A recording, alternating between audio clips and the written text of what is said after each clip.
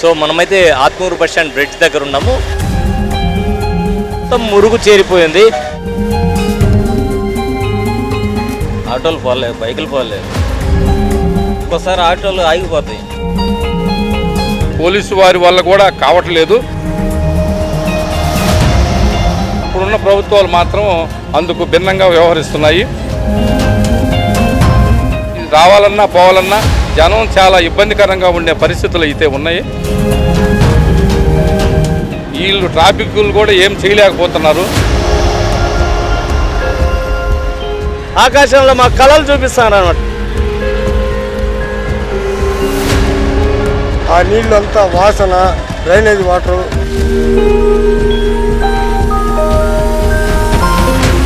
మా మనిషి లోతు సగం లోతు నీళ్లు నిలబడిపోతాయి అన్నమాట.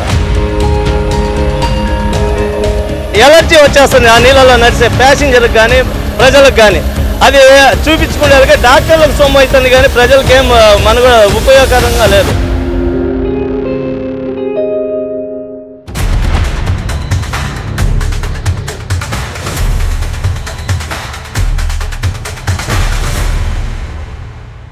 Welcome to sauce TV. నేను మీ అబిద్ హుసేన్. నెల్లూరులో చిన్న చినుకు వచ్చినా కూడా అండర్ పాసుల్లో నీళ్లు నిలబడేటువంటి పరిస్థితి.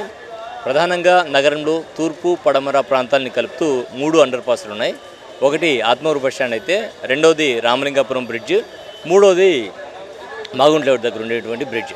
ఈ 3 బ్రిడ్జ్లు ప్రధాన ఏరియాస్ని కలుపుతూ వేశారు. ఇవన్నీ కూడా అండర్ పాసులే. అయితే ఈ అండర్ పాసుల్లో వర్షాలకు నీళ్లు నిలబడడంతో చాలా ఇబ్బందులు పడేటువంటి పరిస్థితి, కొంతమంది వాహనాలు కూడా చెడి మరమ్మతులకు గురయ్యేటువంటి పరిస్థితి ఉంది. ఈ నేపథ్యంలో ప్రజలు ఏమంటున్నారు, వాళ్ళ అభిప్రాయం ఏంటి తెలుసుకుందాం.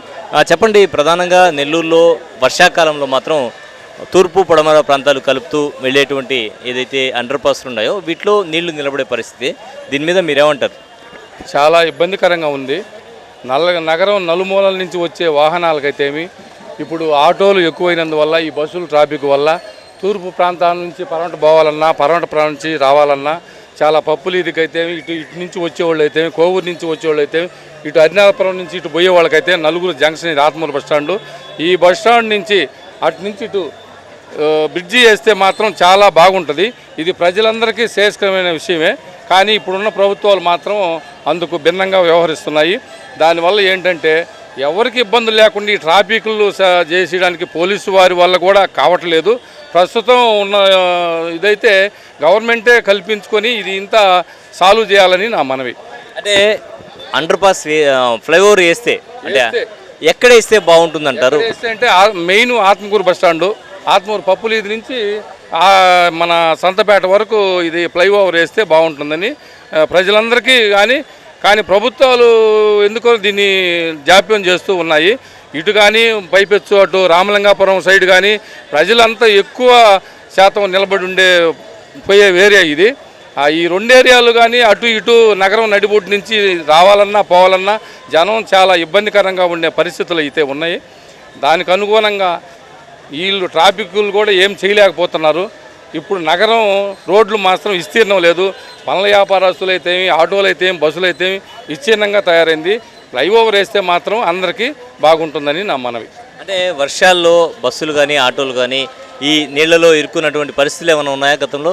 చాలా ఇబ్బందికరంగా ఉన్నాయి. ఆటోలు అయితే మరీ ఇది వాన వస్తే మాత్రం ఆటోలు ఒక్క ఆటో మాత్రం అవతలకి పోదు. అన్ని ఇంజన్ లేక నీళ్ళు పోవడమే. కానీ ఒక్కొక్క ఆటోకు 10,000-15,000 రూపాయలు అయితే కానీ ఆ ఆటో బాగు చేయించుకునేదానికి పరిస్థితి లేదు. ఇప్పుడున్న ప్రభుత్వాలు ఆటోలను అయితే ఆదుకునే పరిస్థితులు కనపట్టలేదు. పైపెచ్చు బస్సులు అయితే తిరుగుతాయి కానీ వాళ్ళకి ప్రయోజనకరమే, కానీ మాకైతే ఆటో వాళ్ళకి మాత్రం ప్రయోజనకరంగా లేదు. ఇప్పుడు ప్రభుత్వం ఏం చెప్తుందంటే, మేము ఎక్కడ రోడ్లు అక్కడ గుంటలమయం లేకుండా ప్రతి ఒక్కరికి సమానంగా శుభ్రంగా వేస్తున్నాం. రోడ్లు అనేది పరిశుభ్రంగా ఉంటే బండ్లు కూడా రిపేర్ రావు, ఆటోలు రావు, బస్సులు రావు, బైకులు రావు, ఏ రిపేర్ రాకుండా మేము రోడ్లు వేస్తున్నాం అంటారు. నేను 30 సంవత్సరాల నుంచి ఆటో వేస్తున్నాను. ఈ అండర్ బ్రిడ్జి కింద నీళ్లు అట్టే మా మనిషి లోతు సగం లోతు నీళ్లు నిలబడిపోతాయి అన్నమాట. అవి అందులో నీళ్ళు వస్తే యాక్సిడెంట్ నీళ్ళు. ఎక్కడ నీళ్ళు అంటే అమ్మగారి హాస్పిటల్ పైనుంచి హాస్పిటల్ నీళ్ళన్నీ ఆడికి వచ్చేస్తాయి. ఆ నీళ్ళు వస్తేనే ఎలర్జీ వచ్చేస్తుంది ఆ నీళ్ళలో నడిచే ప్యాసింజర్కి కానీ ప్రజలకు కానీ. అది చూపించుకునే డాక్టర్లకు సొమ్ము అవుతుంది కానీ ప్రజలకి ఏం మనకు ఉపయోగకరంగా లేదు. ఈ అండర్ బ్రిడ్జి కింద ఫ్లైఓవర్ కానీ ఏదైనా మన పప్పు అది నవాపేట నుంచి ఇక్కడికి ఏదైనా రింగు రోడ్డు లాగా ఫ్లైఓవర్ నిర్మిస్తే ఈ పైనుంచి పోయే బండ్లు పైన పోతే కింద వాహనాలు రద్దీ తగ్గుద్ది అనమాట. ఈ బస్ స్టాండ్ కూడా షుగర్ ఫ్యాక్టరీ కాడికి మార్చేస్తాం, ఇక్కడ ఉన్నేమో ఆర్టీసీ బస్ స్టాండ్ భుజభుజి నెల్లూరు కాడికి మార్చేస్తామని ఆకాశంలో మాకు కళలు చూపిస్తాను అనమాట. అటు వెళ్ళిపోయిన విస్తారమైన ఈ రోడ్లు కూడా సరిపోతాయి. ఎందుకంటే బస్ స్టాండ్ ఎప్పుడు తరలిపోద్దో ప్రజలు కూడా అక్కడక్కడ చీలకే వెళ్ళిపోతూ ఉంటారు. ఇక్కడ ఏంటంటే ఇప్పుడు ఉచిత బస్సుల వల్ల రద్దీ పెరిగిపోయింది. మహిళలకు ఉచితం బస్సు అనేది ఎక్కువ మగవాళ్ళు కానరావడంలో మహిళలే ఎక్కువ కానొస్తున్నారు. ఈ రద్దీ విపరీతంగా పెరిగిపోయింది. పల్లెటూళ్ళల్లో ఆటోలకు బతకడానికి ఇది లేదు, మొత్తం టౌన్ మీద పడిపోయి ఉపాధి కోసం టౌన్ మీద పడిపోయి గందరగోళం ట్రాఫిక్ అయిపోతుంది. టౌన్ బస్సులు కూడా గందరగోళం. మేము 250 కూడా తోలుకున్న 500 కూడా తోలే పరిస్థితి లేకుండా పోతుంది. ఫ్లైఓవర్ రోడ్లు బాగా నిర్మించాలా. ప్రభుత్వం ఏమో మేము మీకు ఆకాశంలో కళలు చూపిస్తామని చెప్తా ఉంది, ఎక్కడ రోడ్లు లేవు. ఇక టౌన్ దాటి ఆడాడ కొద్దిగా గుంతలమే అట్ట పూర్తి చేసి వదిలేస్తుంది.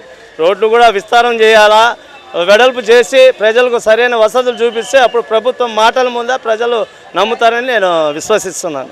ఇక్కడ వర్షం పడినా ఏదైనా కొద్దిపాటి నీళ్ళు ఎక్కువైనా ఆ డ్రైనేజ్ వాటర్ అంతా బ్రిడ్జి కింద వచ్చి నిలబడిపోద్ది. ఇటు నుంచి అటు పోయేదానికి వాహనాలు ఆగిపోతున్నాయి. ఆ వాహనాల్లో కొద్దిగా నీళ్లు పోయినా కూడా ఇంజన్లోకి బళ్ళు చెడిపోతున్నాయి. అవి చేయించుకోలేక నానా ఇబ్బందులు పడుతున్నారు. తర్వాత ప్రజలు ఇటు నుంచి అటు నడుచుకోపోయేటప్పుడు ఆ నీళ్ళు అంతా వాసన, డ్రైనేజ్ వాటరు అంతా చాలా ఇబ్బందికరంగా ఉంది. ఇక్కడ ఏదైనా ఫ్లైఓవర్ బ్రిడ్జ్ చేసి ప్రజలకు ఇబ్బంది లేకుండా కల్పించాలని కోరుతున్నాను. అన్ని అండర్ బ్రిడ్జిలు ఫుల్ అయితే నేరుగా కొండాపాలెం గేటు, కరెంట్ ఆఫీస్ గేటు మీదకి వచ్చి పడిపోతాయి వాహనాలన్నీ.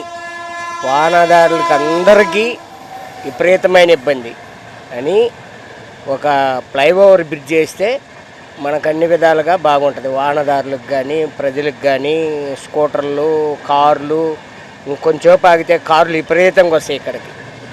ఎంత ఇబ్బందికరంగానే ఉంటుంది.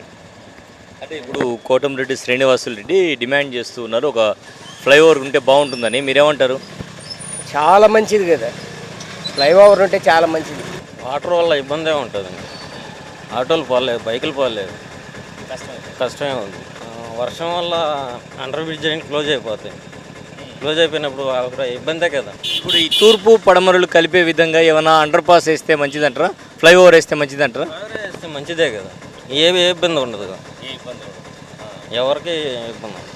సో ఈ అండర్ పాస్లో నీళ్లు నిలిచిపోయినప్పుడు మీరు ఎలాంటి ఇబ్బందులు ఫేస్ చేస్తారు? ఒక్కోసారి ఆటోలు ఆగిపోతాయి, ఇంజన్ లేక వాటర్ వెళ్ళిపోద్ది, ఆటో ఆగిపోద్ది, ఇంజన్లు సీజ్ అయిపోతాయి, సీజ్ అయిపోతాయి, లాక్కొని పోవాల్సి వస్తుంది. సో వర్షం వస్తే ఎలాంటి ఇబ్బందులు ఉంటాయి మనకు నెల్లూరులో? నెల్లూరులో వర్షం వస్తే చాలా వరకు కొంచెం ఇబ్బందిగానే ఉంటాయి.